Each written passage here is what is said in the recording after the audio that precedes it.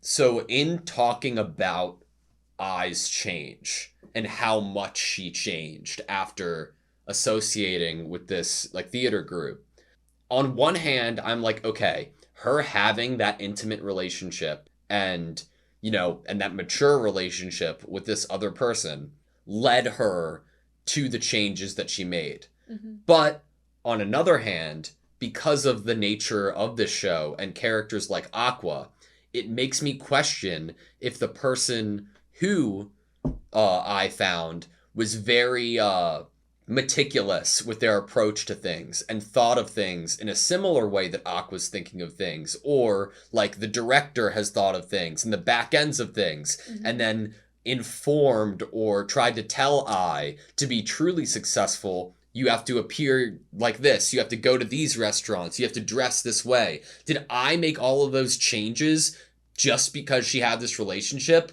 or was he also kind of guiding her Mm-hmm. into that success? I want to pose also the question that whenever you have a revenge story, there's always that possibility that once the person gets to the end and is in the position to enact their revenge or unmask the villain to them, that the person might not actually be a villain. Yeah.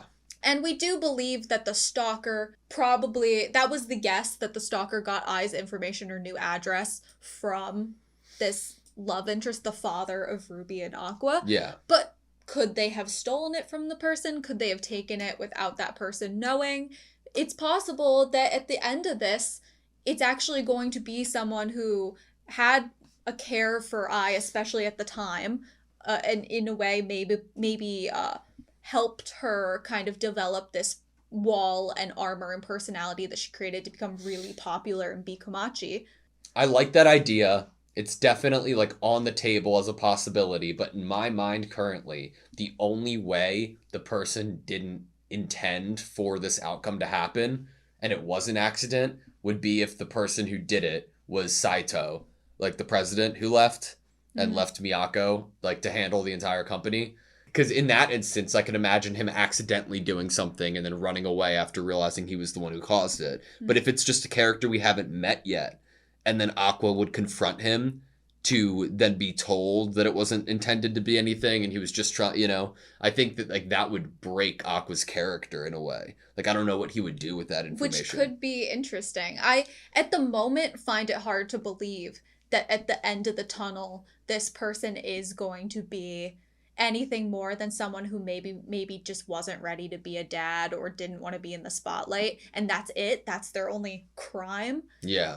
And then I would love to see what Aqua, especially when you're getting a character. I mean, that's kind of one of the most interesting things to do with revenge is get this person so charged up, so ready to act. They're putting so much energy forward toward this idea, and then what do they do once they hit like this break? Yeah. Of like, the rug has been ripped from under me. I don't know who I am anymore, what my purpose is anymore. Yeah. And I think that is always that could very be pretty compelling, yeah. and compelling. But when I'm trying to just sit here and imagine what this person would be like, it would be somebody who I think we could get an idea of based off of Aqua. But instead of, like, we see Aqua's real emotions time and time again, right?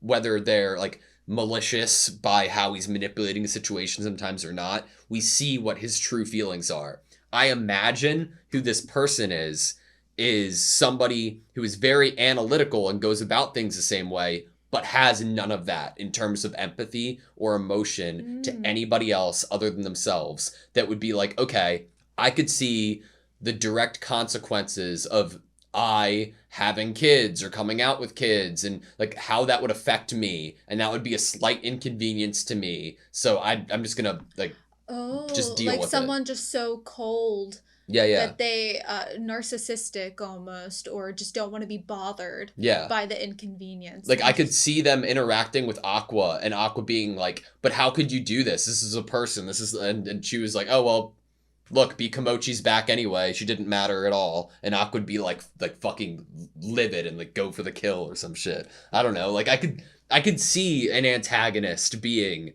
somebody who's like methodical, well thought out, and just cold and like emotionless. See, I don't know. I mean, He'd be a great actor, I bet. Yes, but I feel like there's so much heavy, deep stuff of what is the true maybe villain to these young people that's being like shown to us throughout this entire season without any mention of Aqua and Ruby's dad. Yeah. That I think that's like the real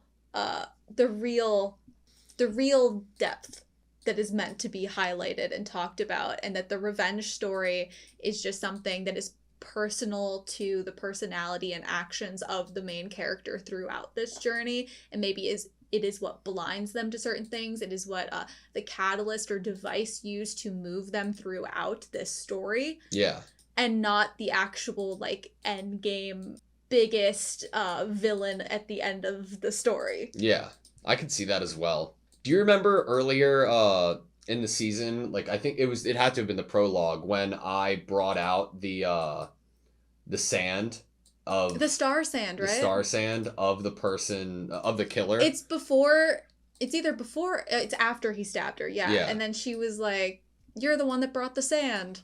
I wonder if it's going to end up being like the reveal of who this person actually was is going to end up being like a reveal in the same, like, oh, this guy has star sand too, and this fan meetup, he gave it to both of these people, or not just the star sand, it could be something else that I had, or like the numbers in her passcode, or like what's gonna be the moment that Aqua hits the nail on the head, because it doesn't. I can't see it. Well, he's doing DNA testing. I can't see it being a DNA test. I can't see him getting results. Like, would they really do that? I can't. Like, it can confirm it, sure, but I feel like there's going to be something that is in like action, personality. Yeah, something about this person. Maybe it's even the thought. Since Aqua has such a good understanding of maybe it's even that. Maybe this person doesn't necessarily resemble Aqua, and that's why, but it's that he can see in this person why I would have fallen for them. Or maybe even like things that I had said and taken to heart and taken to apply to her own personality that she got from him. Because she obviously changed immensely from just interacting with this dude, right? For a bit, I was saying, I was thinking like, oh, well, it doesn't have to be a dude. And I was like, oh, Aqua and Ruby exist. Yeah. It's a dude. Yeah. I don't know where we go, man. I sorry. I'm excited, though. I'm nervous and excited. I don't want to wait too long. How long do you think we're going to have to wait? Oh, that's a good question. I feel like it might just be in my head, but I feel like this was popular. I feel like this was well received and loved. It had to have been, right? And I like don't actually know that for sure, but it's like a feeling in me that I like feel like it had to have been well received and it had to have been popular. Just so good. And people had to have loved this because like how could you 4.94 not? overall stars. 4.94 sounds really good to me. Yeah. Sounds like it should get more content. And the moment when dude, couldn't you see a movie though if they're setting up the stage for a stage play? I could see a non-canon movie. I couldn't see a canon movie. Okay. And just the way that this story seems to present itself, unless it was like a big finale type thing, or maybe just like a really long prologue episode that is the play. I don't know. Maybe. Okay, so you're saying like just the play like as a solo thing. Yes, as like almost like a giant episode, but it is all the like play. I could see that, but I feel like I wouldn't want that. Because there's so many things that aren't the play that need to be shown going on at the same time. Because it's not like B. Komachi's not going to work during the play. You're right. Exactly. One of my favorite moments this episode was Kana coming up with the Instagram feed.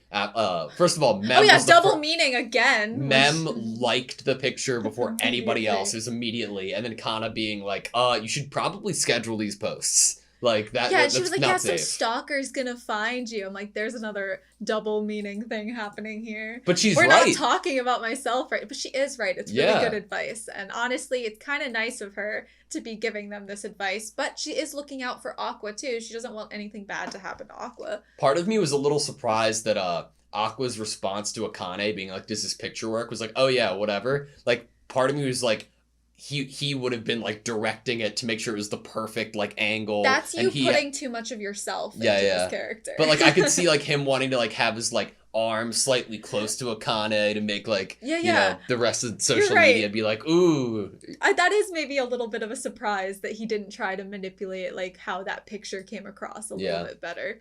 All right, that's all I have of you.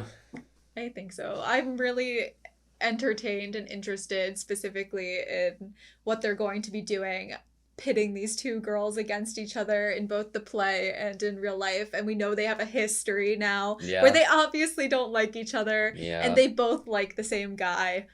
And that's just really exciting to me as a fan of romance.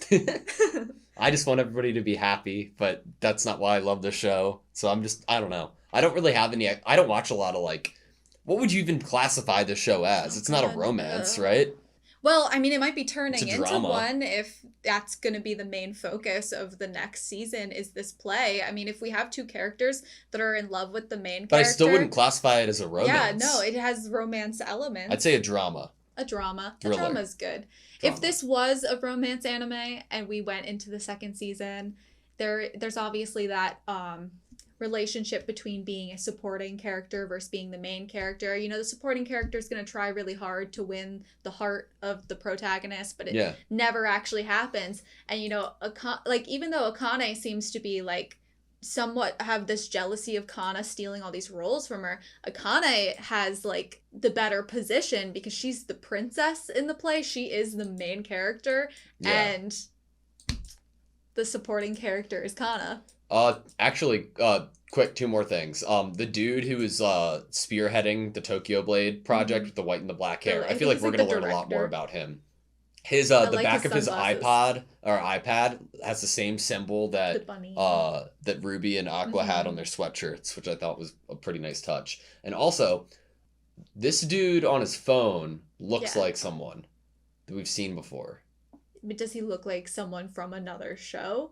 I don't know. Because he does look somewhat familiar to me, and I'm at the moment feeling like it's from... Is it Kenma from Haikyuu? No, he's like maybe it's just the vibe. Hair. But I felt like we'd seen him earlier this season or something. We might have. The show has honestly also, been like a blur. Also, the other dude, too, with the purple hair. I don't know. The guy with the purple hair was on Love Now. Yeah. Okay, alright, that's all I have. Okay. Thank you guys so much for watching this video. Please like, comment, and subscribe, and we hope to see you next time.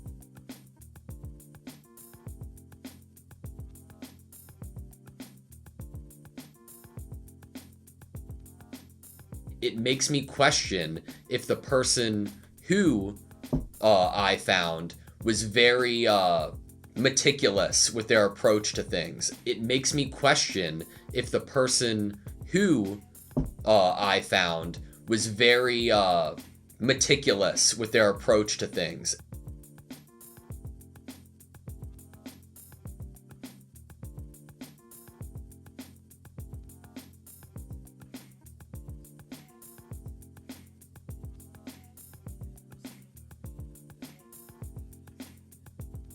Who I found was very meticulous with their approach to things.